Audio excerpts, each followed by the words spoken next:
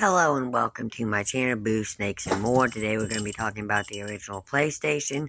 So please like this video and subscribe to the channel. And for more videos like this, also watch my other house channel, A&A Snakes and Stuff, my youngest son's channel, Henny's Toys and Games, or my oldest son's channel, Little Chris 10.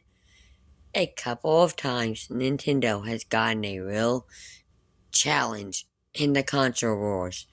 First came the Sega Genesis, then Sony got into the mix with the PlayStation, the original PlayStation console, now called the PlayStation 1 or PS1, debuted in America in 1995 and it took off. There are many beloved PlayStation games, but also some best remembered for how hard they were. Trying to figure out the difficulty level of a new console is always tricky.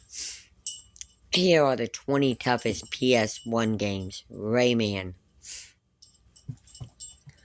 The Rayman series became one of the most popular on the PlayStation console and has popped up on other consoles, but the trip to that point is a bit surprising. Why? Well, partly because 1995's Rayman was one of the hardest games, probably the hardest game in the earliest days of the console. In fact, some have called Rayman the toughest platformer of the 90s, regardless of system.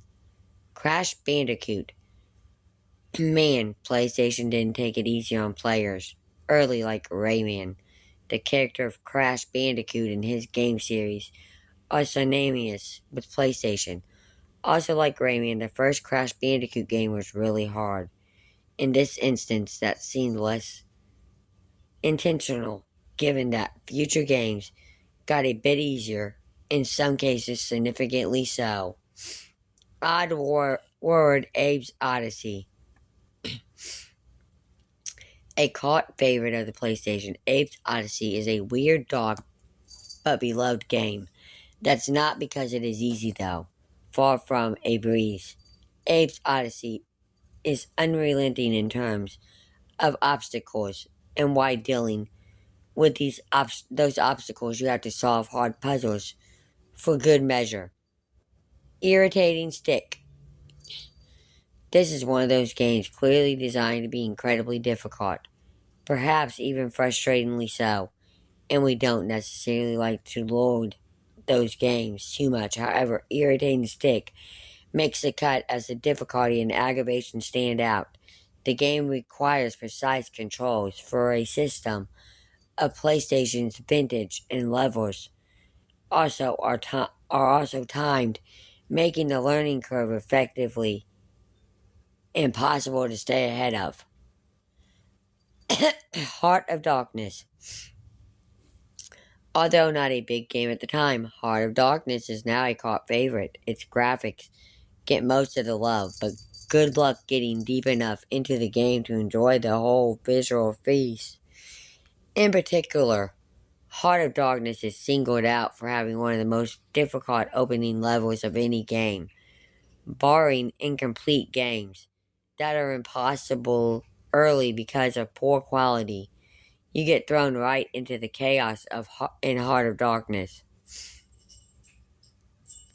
Darius's Garden.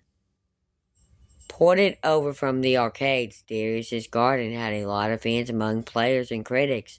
However, even those who liked it would point out the difficulty level of the side-scrolling shoot 'em up.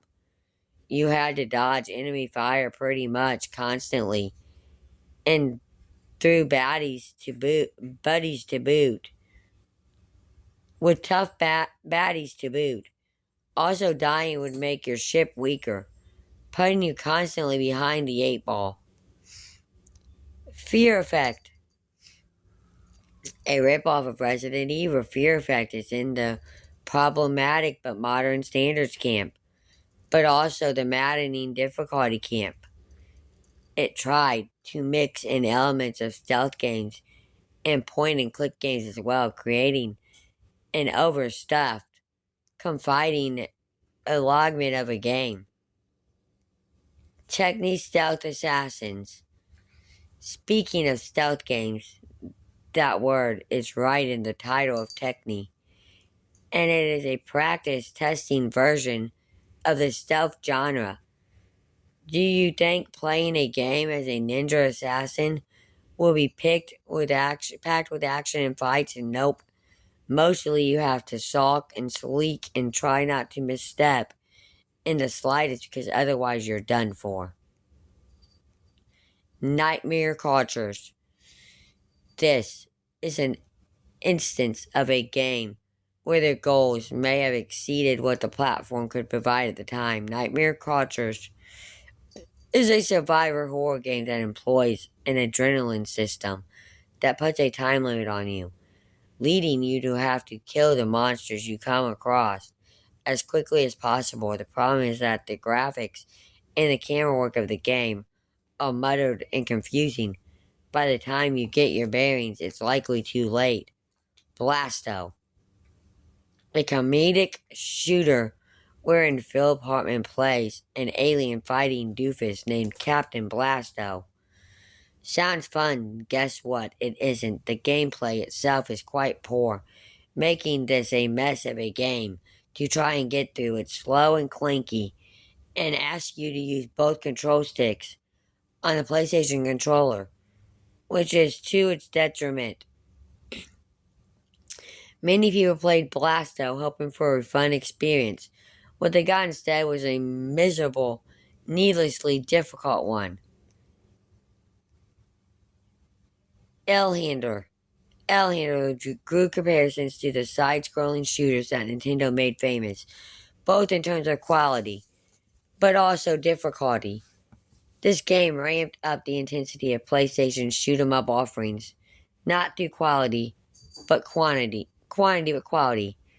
Your enemies all offer up a real challenge, with the tougher ones feeling invincible at times.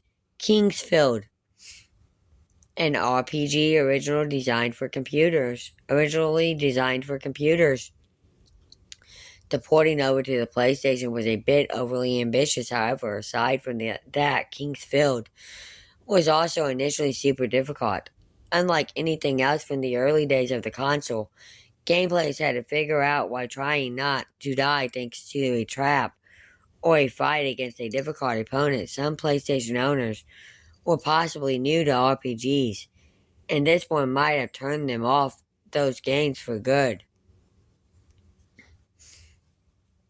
Raven. Ported over from the PC, Raven was an odd fit for the PlayStation. It's also very much the kind of game you like, or the kind you can't stand. Raven is the sequel to Myst, an adored game. But it takes that point and click and click puzzle game to a new level of difficulty and frustration. Also, it's one thing to do that on a computer, but doing it in front of your TV with a controller in your hand, that just feels wrong. Vagrant Story. The RPG Vagrant Story is built on tough bosses and previous traps, but that is only half of what makes it so difficult. It was built upon a combat system that was unusual, perhaps even unique, so even RPG veterans had a steep learning curve. There was almost always some flaring at first when giving Vigilant Story a play. Grand Theft Auto. The Grand Theft Auto series is one of those series that many people have played, and even some who enjoy the games don't really consider the gameplay of it all. There's a good chance you played some GTA, but never gone into story mode, and that's okay. The very first game couldn't be as lashly detailed as future offerings, and a set number of lives paired with some intense spikes in difficulty made for a tough experience for many players. Andromeda, with a camera that shoots top down, navigating the difficult evolutions in the landscape in Andromeda often proved to be an extensive bit of trial and error. That was an oversight, but most of what makes this game so hard is not. This is one of those punishing backtrackers where everything the game wanted you to do in a level needed to be done. A drawing that required attention to detail, even the detail-oriented could find themselves frustrated with it. Driver. Driver was inspired by movie car traces, but how much you got to appreciate that is based on your patience. Many consider one of the toughest levels in all of PlayStation history to be the tutorial level of Driver. Seriously, the open lever designed to help you figure out the game proved brutally difficult, not helped by the recognition capacities of the game that could effectively require extract success to be able to move on to play the game. After again the tutorial level, Twisted Metal 2. Twisted Metal was one of the big successes of the PlayStation in the series, has even gotten a TV adaptation now, and the second game got positive feedback for larger levels and more characters again. Though this is a game series that you may have only ever played messing around with your friends. The actual gameplay is tricky, and we wanted to shout out Twisted Metal 2 because its easy mode is a false offering. If you play on the easy level, the game stops you early on and does not let you continue to beat the game. GDOS, the move from 2D graphics to 3D graphics, was part of the issue with GDOS. Though this shoot 'em up series was already known for spamming you with baddies and challenges, some of the difficulty was internal, but GDOS was probably not intended to have obstacles that blended into the background art. If that was the intention, well, that's inferior. Tomb Raider 3. We will end by returning to an iconic PlayStation series, but one that is also considered quite hard. The third game in the Tomb Raider series is the one that always gets shouted out, though. They upgraded the game engine, but to precise ends, it meant way more obstacles, but also level design that baffled more than excited. If you can make your way through Tomb Raider 3 without a strategy guide to tell you what the hell is going on, you've achieved something. Thank you for watching this video, and peace out to the next one.